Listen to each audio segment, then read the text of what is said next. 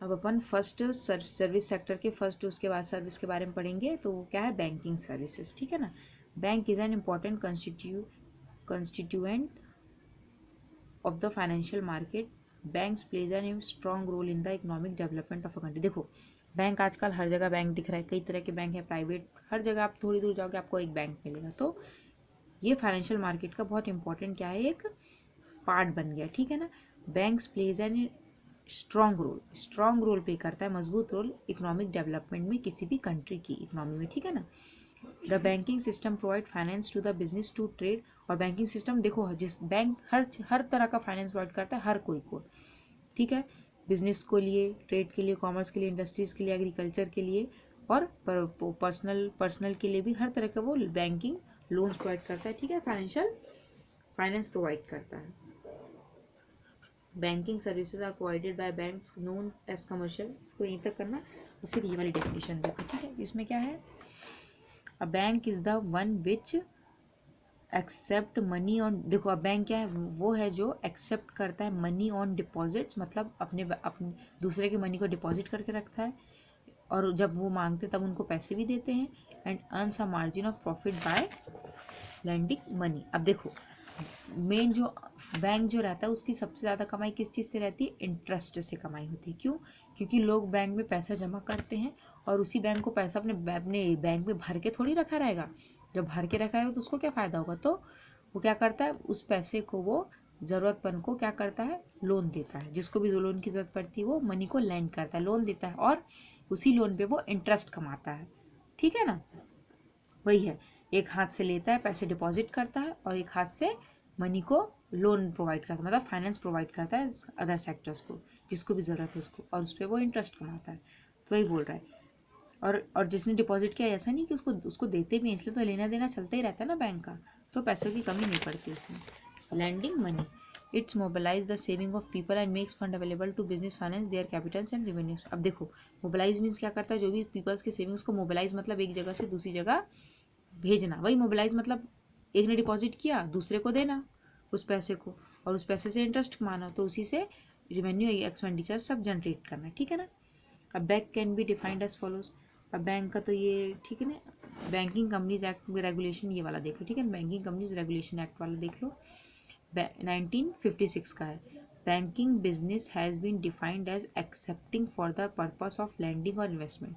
Banking को क्या define किया गया है, एक्सेप्टिंग करना, मतलब एक्सेप्ट करना पैसा, मनी इन्वेस्ट करना कहीं पे लैंड करना मीन्स किसी को पैसे देना, और deposit of money for public के लिए, रिपे भी करना है डिमांड में, और otherwise withdrawal by cheque, draft, order and, और विड्रॉ भी करवा सकता है चेक से, ड्राफ्ट से, किसी ऑर्डर से, अदरवाइज ये सब उसके वर्क होते हैं बैंक, ठीक है। तो ये एक डेफिनेशन अच्छी है क्योंकि इसमें सब चीज़ इंक्लूड है, ठीक।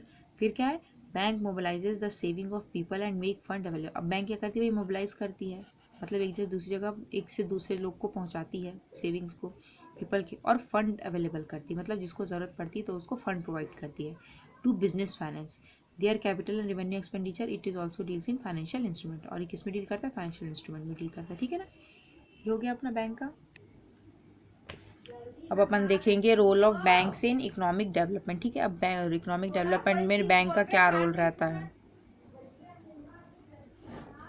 फर्स्ट क्या है, हैबिट ऑफ सेविंग। सबसे पहले बैंक का क्या रोल रहता है, हैबिट ऑफ सेविंग में it promote saving of the public, मतलब पब्लिक के जो पास जो पैसे रहते हैं वो जाहिर सी बात है उनके पास जो रहती है वो सेविंग अकाउंट खुलवा के बैंक में डिपॉजिट कराते हैं। तो वही it promote saving of the public. People once start saving by opening an account and continues to do as a habit. अब देखो हैबिट बन जाता है, क्यों? क्योंकि एक बार उन्हें पैसे जमा कराए, और ऐसा नहीं है, आप जब पैसे जमा कराते हो बैंक में तो बैंक वाले आपको इंटरेस्ट भी देते हैं, चार्जेस भी लेते हैं, प्लस इंटरेस्ट भी देते हैं आपको। तो आपने एक बार जमा कराया, और आजकल तो कैशलेस हो गया है, कहीं भी जाओ फ़ोन से आप पेमेंट कर सकते हो, तो ये इजीली अब क्या हैबिट बन गई कि लोग एक बार जमा कराते हैं, बार बार जमा कराते हैं, एक बार अकाउंट खुल गया तो, ठीक है ना।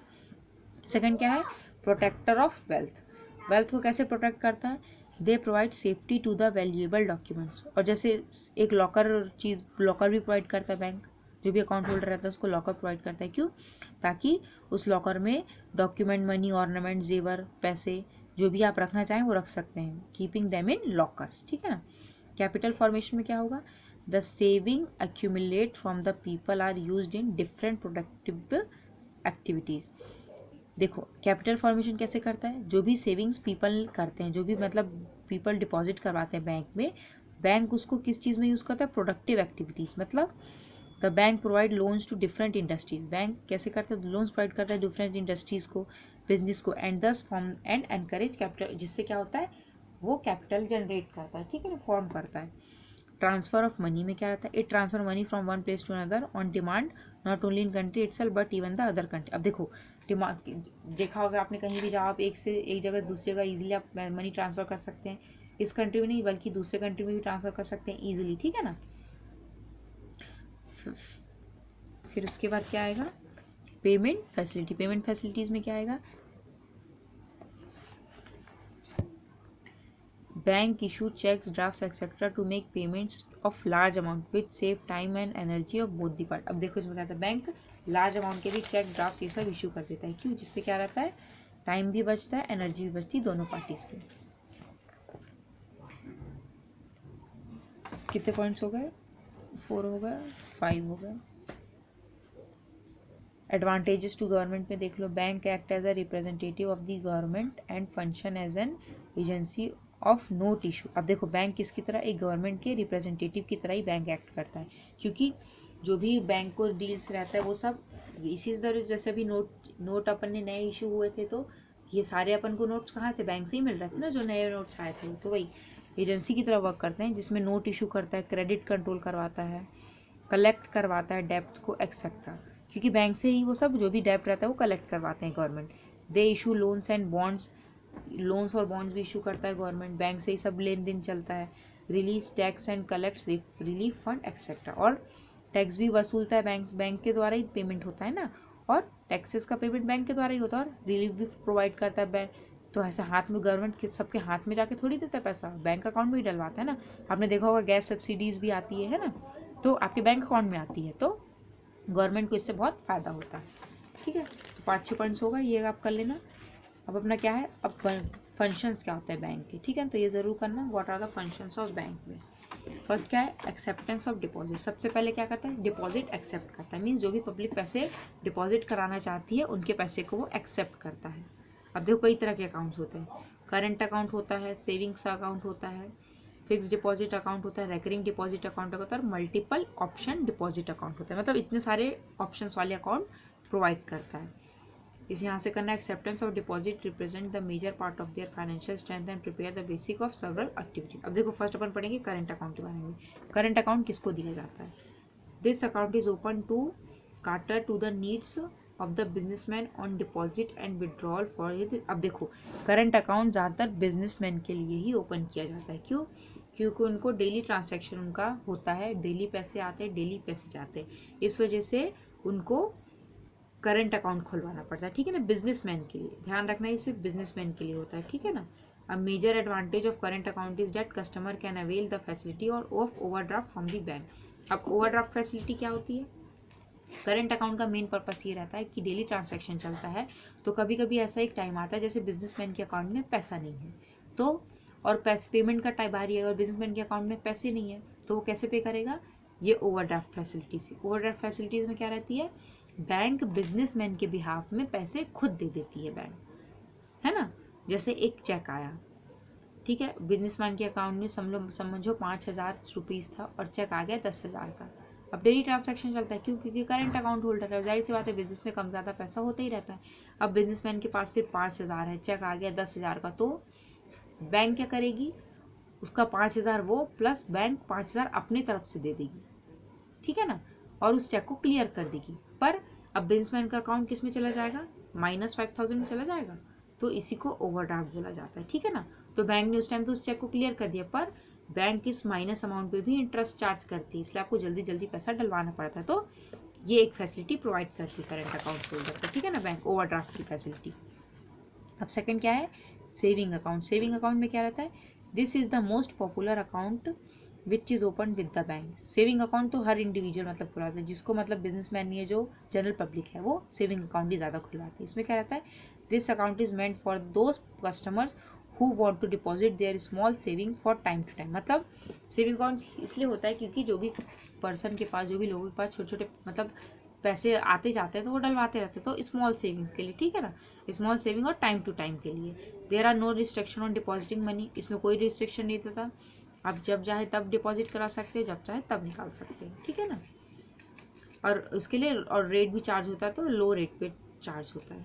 फिर क्या आता है फिक्स डिपॉजिट अकाउंट में क्या रहता है, this account is suitable for these customers who have spare money for a longer time. अब देखो फिक्स डिपॉजिट उनके लिए रहता है जो बैंक अकाउंट में लंबे समय तक पैसे डिपॉजिट करवा के रखना चाहते हैं। फिक्स डिपॉजिट क्या रहता है, एक it is carries the highest, अब इसमें क्या रहता है हाईएस्ट रेट ऑफ इंटरेस्ट रहता है। क्यों, क्योंकि आपने जैसे 1,00,000 रुपये जमा कराए और उसको आपने फिक्स्ड करा दिया, तो आप उसको बीच में कभी भी निकाल नहीं सकते। सेविंग में क्या रहता है आप कभी भी डलवाओ कभी भी निकालो, पर फिक्स में क्या रहता है एक बार आपने पैसे डलवा दिए तो आप उस पैसे को नहीं निकाल पाओगे, ठीक है ना। और इसमें हाईएस्ट इंटरेस्ट पे करेगी बैंक आपको। Rate of interest is depend on the period of, और जितने समय के लिए आपने मतलब जमा कराया है उस पर आपका रेट डिपेंड करता है, ठीक है ना। In emergency the customer can take loan against it deposit, और जैसे इमरजेंसी का अब ये तो फिक्स्ड हो गया, टाइम पीरियड के पहले ही पैसा मिलेगा नहीं, तो इमरजेंसी के टाइम में कस्टमर क्या करती है इसी डिपॉजिट के अगेंस्ट वो लोन ले लेती है, ठीक है ना, बैंक से। The amount of fix deposit is payable after fix period with interest, और एक बार जैसे टाइम पूरा हो गया तो फिर पूरा पैसा दिया जाता है प्लस इंटरेस्ट भी दिया जाता है। ये हो गया फिक्स डिपॉजिट अकाउंट, ठीक है ना, जिसमें टाइम 2 साल 10 साल के जितने साल के जाए अमाउंट बिल्कुल फिक्स हो जाता है, आप उसको विड्रॉ नहीं कर सकते हैं। अब रेकरिंग डिपॉजिट अकाउंट में क्या रहता है, in recurring deposit account a customer deposit a definite amount of money every month for a specific. अब देखो इसमें क्या रहता है रेकरिंग डिपॉजिट में कोई भी इंसान मतलब कोई भी व्यक्ति जो कस्टमर है वो एक डेफिनाइट अमाउंट, मतलब जैसे 500 मान लो या 1000 मान लो, चलो 1000 लेके चल, ठीक है ना, 1000 वो हर महीने जमा कराएगा, कितने साल तक हो, जितने भी साल तक हो उसके ऊपर, 1 साल 2 साल 10 साल, ठीक है ना।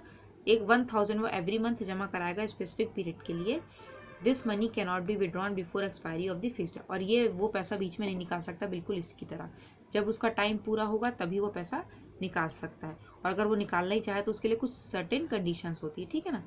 The amount of interest which is receive on money deposit is in this account is redeposited along with principal. अब देखो इसमें क्या रहता है जैसे इंटरेस्ट जो भी मिलता है उस इंटरेस्ट के साथ अपना एक और प्रिंसिपल अमाउंट डाल के वो दोबारा चाहे तो उसको रीडिपॉजिट करा सकते हैं, तो ये लो इनकम ग्रुप्स के लिए सेविंग का अच्छा तरीका होता है, ठीक है ना। पर यही कि उसमें पैसा अपन बीच में निकाल नहीं सकते। अब फिर अपना क्या होता है multiple option deposit account. Multiple option deposit account में क्या रहता है multiple option deposit account is an combined of saving bank account fixed deposit. अब ये इन दोनों का सेविंग का और फिक्स्ड का दोनों का कॉम्बिनेशन होता है। कैसे, you are often in dilemma to retain the balance in saving account for contingency or transfer it to fixed deposit account. The solution is simple, just open multiple option deposit account and get it linked with the your saving bank account. When the balance is in your saving account is not sufficient to meet the check issued by you, system simply splits the deposit to the extent of shortfall credits। ये रहने दो, इसको पहले यहाँ तक करना, उसके बाद answer. The account holder has to benefit for from these account, they can earn more interest and it's lower the risk of disordering of. अब देखो इसमें क्या बोला जाता है 2 अकाउंट खुलवा लिए अपन ने, आप मल्टीपल अकाउंट खुलवाओ और अपने सेविंग अकाउंट के साथ उसको लिंक करा दो। इससे क्या होगा जैसे आपके कभी आपके बैंक अकाउंट में सेविंग अकाउंट में पैसे कम पड़ गए तो आपके पास मल्टीपल अकाउंट होने से कारण क्या करेगी, जैसे कोई चेक आया तो बैंक पैसे की कमी की वजह से उसको बाउंस नहीं होने देगी, डिसऑनर नहीं होने देगी, उसमें पेमेंट कर देगी। तो वही बोल रहा है इसके 2 बेनिफिट्स होते हैं, ठीक है ना। पहला तो आपको इंटरेस्ट भी मिलता है प्लस सेविंग अकाउंट का इंटरेस्ट मिलता है, प्लस अगर आपको आपके चेक होने की भी आपके चेक की डिसऑनर मतलब बाउंस हो जाना वापस हो जाना उसकी भी दिक्कत नहीं होगी। समझ में आया ना ये पॉइंट।